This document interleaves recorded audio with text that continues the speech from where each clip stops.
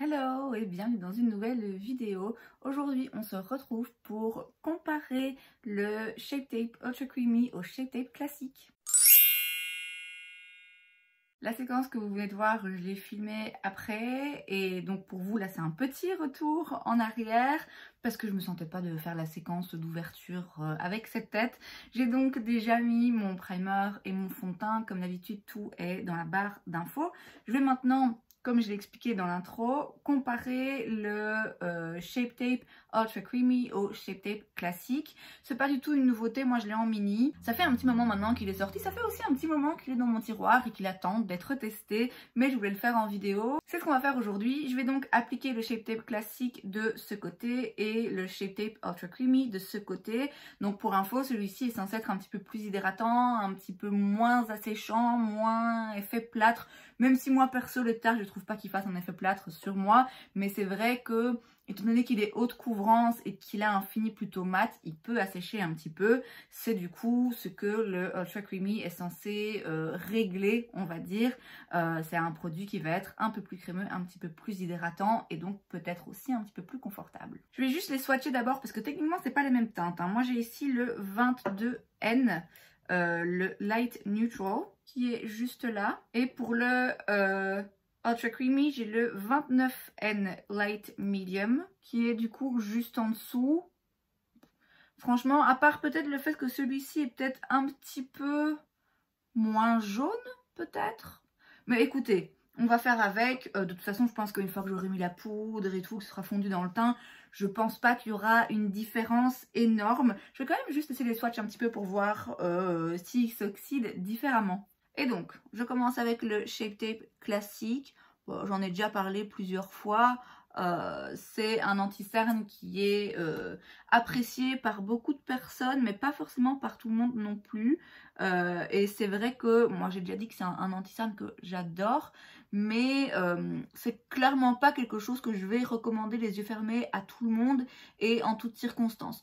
Typiquement, si vous avez la peau particulièrement sèche, c'est peut-être pas l'idéal.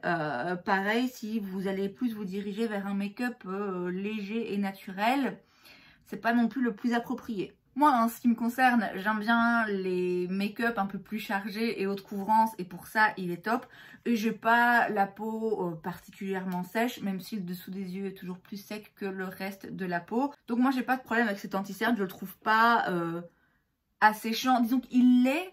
Techniquement il l'est, mais ce que je veux dire c'est que sur moi je ne le trouve pas asséchant, je trouve pas qu'il assèche mon contour de l'œil et qu'il fait un effet plâtre quoi. Donc de ce côté, pas de surprise, il fonctionne comme je sais qu'il fonctionne. Les deux, je vais les appliquer à l'éponge parce que c'est comme ça que j'aime bien, que je préfère appliquer mon anti-cerne. Ici c'est un mini, hein, donc l'embout est différent. J'imagine que dans le grand format, l'embout est le même que le Shape Tape classique, mais j'en sais trop rien. Je vais prendre le côté plus propre de mon éponge. En termes de travail, en tout cas pour moi, c'est assez similaire. Encore une fois, moi, j'ai jamais connu de difficulté particulière à estomper et à fondre le Shape Tape dans le reste de mon teint. Alors, est-ce qu'on voit une différence? Je me rapproche pour voir ça de plus près avec vous. Alors, j'ai peut-être l'impression qu'il est un rien moins couvrant de ce côté. Pourtant, il me semble qu'il est censé garder de sa couvrance, mais bon, ça se joue à pas grand-chose, hein. C'est vrai, un petit peu plus lumineux de ce côté. Pas lumineux, mais moins mat, quoi. Moins effet directement mat et quelque chose d'un petit peu plus... oui, un petit peu plus hydratant, finalement. Pour poudrer l'anti-cerne, je vais prendre ma poudre Laura Mercier parce que c'est une poudre que je connais bien, que j'aime beaucoup. Et parce que c'est une poudre d'après moi qui va le moins interagir et fondamentalement changer vraiment le make-up. C'est pas une poudre qui va particulièrement lisser le dessous des yeux ni l'illuminer. C'est vraiment juste, elle va faire tenir tout en place. Elle est très jolie, hein, mais ce que je veux dire c'est que j'ai pas envie d'utiliser une poudre hyper floutante ou une poudre lumineuse qui va forcément changer un petit peu finalement l'aspect de l'anti-cerne. Là je veux voir ce qui vaut vraiment seul, mais bah il faut bien que je le poudre parce que sinon il va pas tenir, hein. Bon, tant que j'y suis, j'en mets vite fait sur l'ensemble de mon teint. va retirer un petit peu l'excédent. De nouveau, je me rapproche pour regarder ce que ça donne. Écoutez, pour le moment, je ne remarque pas de différence flagrante. Oui, peut-être ici un tout petit peu moins de couvrance, mais peut-être aussi que j'en ai mis un tout petit peu moins. Ça a l'air de réagir de la même façon à la poudre, donc ça fait pas d'interaction bizarre de ce côté. C'est peut-être en effet un rien plus foncé de ce côté-là, mais ça se voit pas suffisamment que pour que ça foute le make-up en l'air, donc on va quand même pouvoir bien les comparer. Je vais juste faire le petit test de l'oxydation pour voir si on remarque une différence. Bon, ça fait pas 2 heures non plus, hein, mais on va déjà voir un petit peu ce que ça donne. Donc ça, c'est les teintes swatchées il y a déjà quelques minutes, une dizaine de minutes. Et ça, c'est les teintes que je viens de swatcher maintenant. Donc ça s'oxyde pas vraiment, légèrement, très légèrement, mais vraiment comme tout produit finalement. Je remarque quand même en effet, il y a peut-être un côté un tout petit peu moins couvrant juste là, qui sèche peut-être un peu moins en effet. Quand on l'étale comme ça, je trouve qu'on voit un petit peu plus la différence de couleur, mais je vous dis, ça va pas changer grand-chose finalement pour le test. Donc écoutez, je vais aller faire le reste de mon make-up, me coiffer, tout ça, et je reviens dans un petit temps pour faire une petite update et voir où on en est. Me revoilà donc 2 heures plus tard, puisque je ne l'ai pas précisé, mais quand je vous ai filmé la partie où je me maquillais, il était midi, il est maintenant presque 14 heures. Je me rapproche donc pour voir un petit peu ce que ça donne. Alors, il y a des endroits où il y a peut-être, surtout de ce côté, un petit peu de mascara. Parce que j'ai failli me mettre la brosse de mascara dans l'œil. Clairement, j'ai un peu fort cligné des yeux et du coup, j'en ai mis plein en dessous. J'ai gratté, il y a peut-être un petit peu de résidu, mais bon, on va faire avec. En ce qui concerne l'anti-cerne et la tenue, bah pour le moment, ça a l'air pareil.